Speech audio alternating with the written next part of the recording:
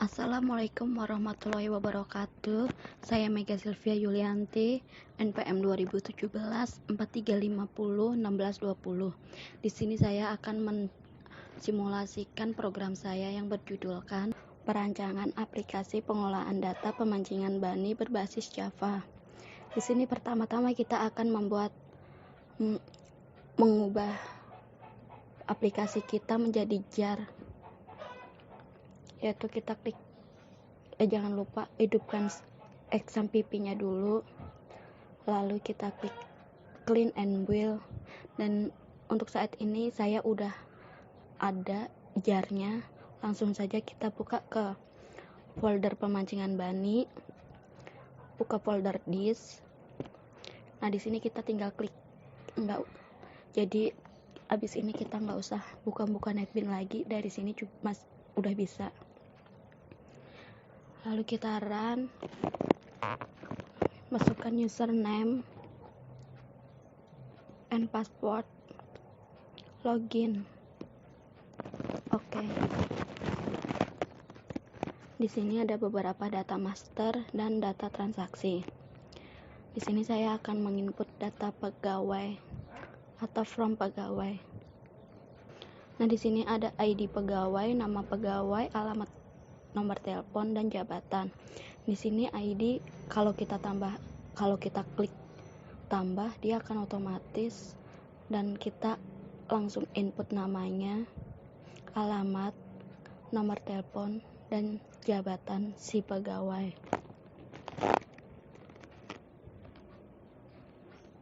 Lalu kita klik simpan.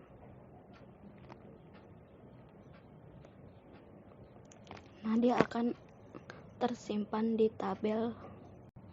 Lalu untuk button edit, kita tinggal klik aja inputan yang ingin kita edit. Nah, di sini inputan yang tadi kita edit untuk namanya, lalu kita simpan, edit data berhasil. Nah, untuk button hapus, tinggal kita klik inputan kita tadi, lalu kita klik hapus, dia akan terhapus dari tabel atau dari data yang ada. Lanjut, kita masuk ke form pemasok. Di sini juga masih sama menggunakan ID, kita klik tambah, input nama, input alamat, input nomor telepon, lalu input email si pemasok. Lalu kita klik simpan.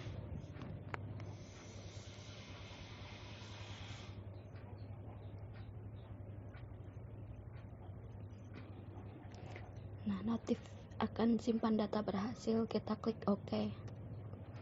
Nah, dia akan masuk ke tabel data. Untuk button edit hapus, fungsinya masih sama. Kita klik edit di nomor telepon, kita input lagi, lalu kita simpan, edit data berhasil, kita klik OK. Nah, lanjut kita ke from barang. From barang di sini juga masih sama menggunakan ID barang. Kalau kita klik tambah, dia juga akan otomatis. Lalu kita input nama barang, input jenis barang, jumlah, dan harga. Di sini nama barang yaitu kayak peralatan alat mancing, kail benang, joran, terus koran yang buat tempat ikannya gitu. Jenis barangnya peralatan mancing, tempat ikan. Lalu kayak ada baskom juga buat bikin umpannya, sama sendok. Lalu kita klik simpan.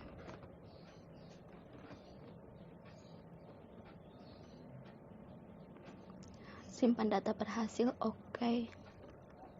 Dia langsung ke tabel. Untuk fungsi buttonnya tetap masih sama, edit hapus, dan lalu kita lanjut ke from minuman dan makanan. Di sini juga masih menggunakan ID. Kita input jenisnya kita bisa minuman dingin, minuman hangat, atau makanan ringan kayak jajanan atau makanan nasi. Lalu kita input nama, jumlah, harga, lalu kita klik simpan. Oke, data berhasil disimpan. Nah, lanjut kita ke data pelanggan. Data pelanggan di sini kayak aku datang, terus kita klik tambah, input nama,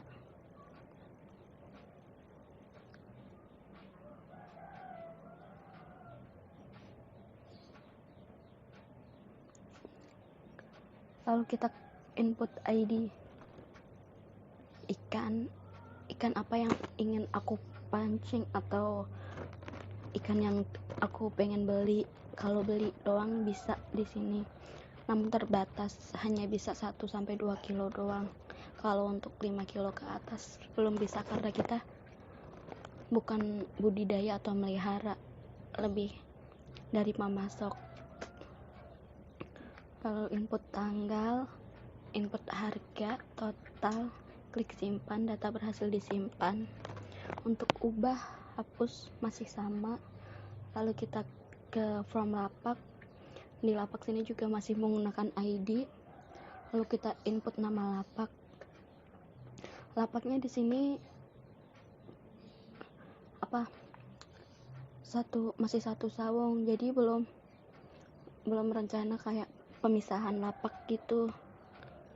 Nah, kita isi aja, terus kita jenis lapaknya kayak persegi, kita 20 meter dibagi 20 orang gitu aja, jadi 1x1 bisa. Nah, di sini saya akan menginputnya dengan 3x3, jumlah 1, simpan. Oke, simpan data berhasil. Lalu kita ke from ikan. From ikan juga sama, masih menggunakan ID. Kita klik tambah, lalu kita input nama ikan, jumlah ikan, dan harga. Jumlahnya di sini berapa, untuk harga kita kiloan. Kalau 3 itu termaksud 3 kilo.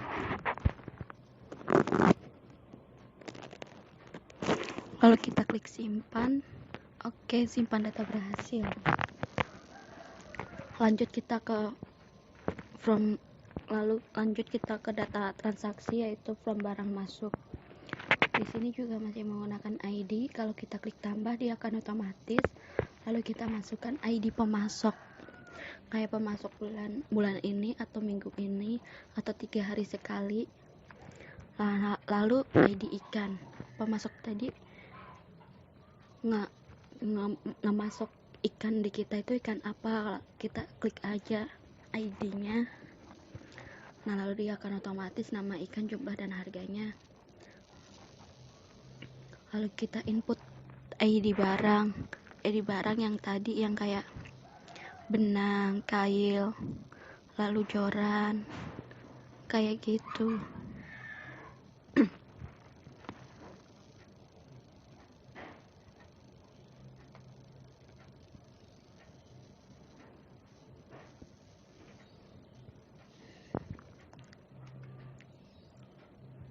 Lalu kita setting tanggal, untuk tanggalnya dia masuk, atau untuk tanggal mencetak laporannya, mencetak kwitansi.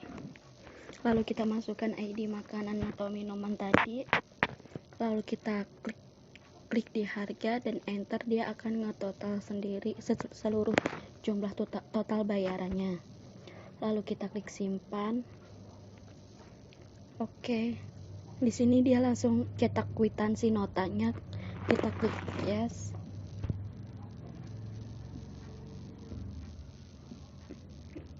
Nah, di sini ada kwitansi nota pembelian, ada ID barang masuk, ID pemasok, nama pemasok, ID ikan.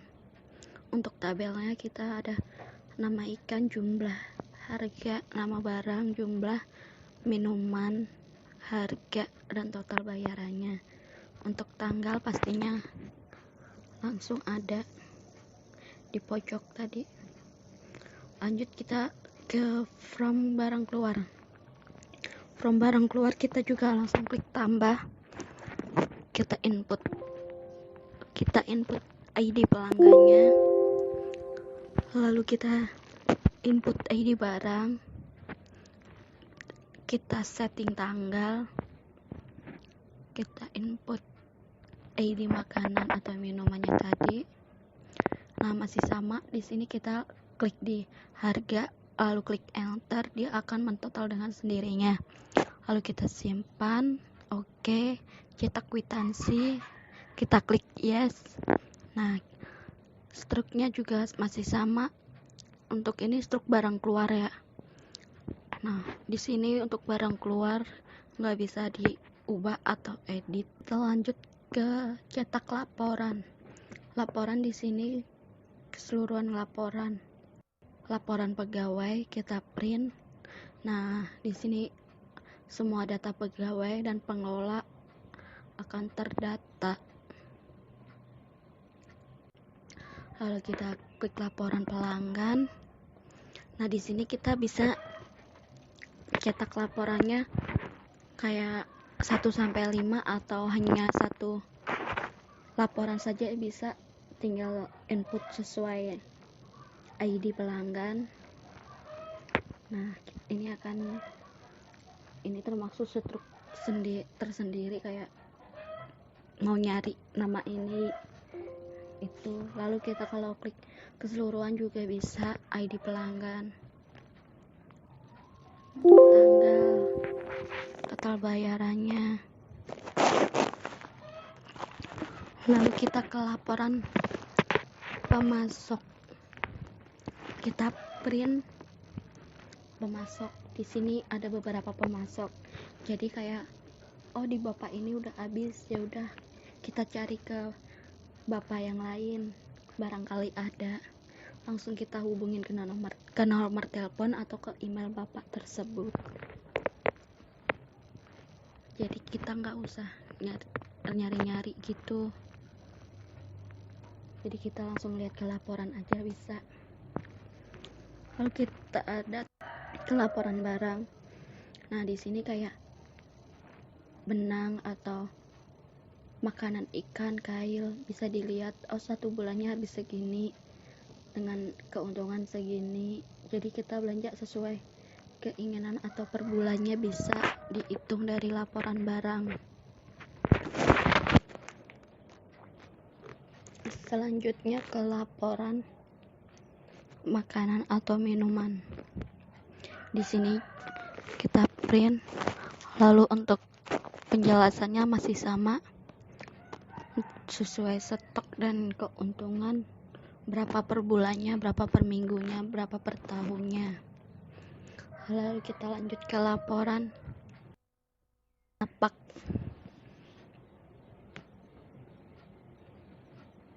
Kita print. Nah, untuk lapak ini juga data lapak keseluruhan. Untuk data lapak di sini itu kita masih menggunakan persegi, karena untuk saat ini sawung kita masih 1 atap, jadi kita bikin 3/3 tadi, atau nanti kita ubah dulu untuk lapaknya biar sesuai dengan program saya, atau nanti program saya yang akan ubah sesuai pemancingan ini. Lalu kita ke laporan ikan, kita print.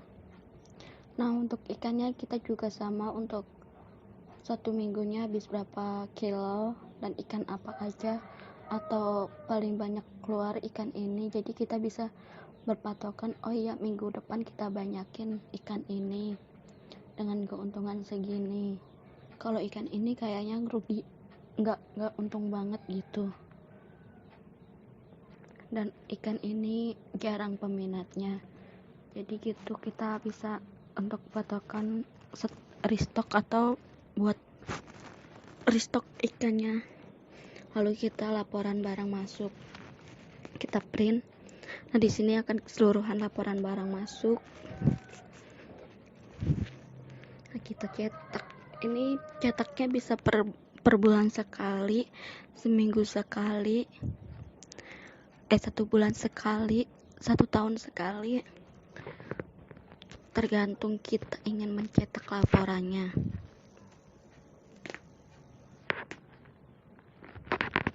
Lalu kita lanjut yang terakhir, laporan barang keluar. Kita print. Nah, di sini keseluruhannya laporan data barang keluar. Oke, terima kasih, cukup sampai di sini penjelasan program saya. Kurang lebihnya mohon maaf. Waalaikumsalam warahmatullahi wabarakatuh.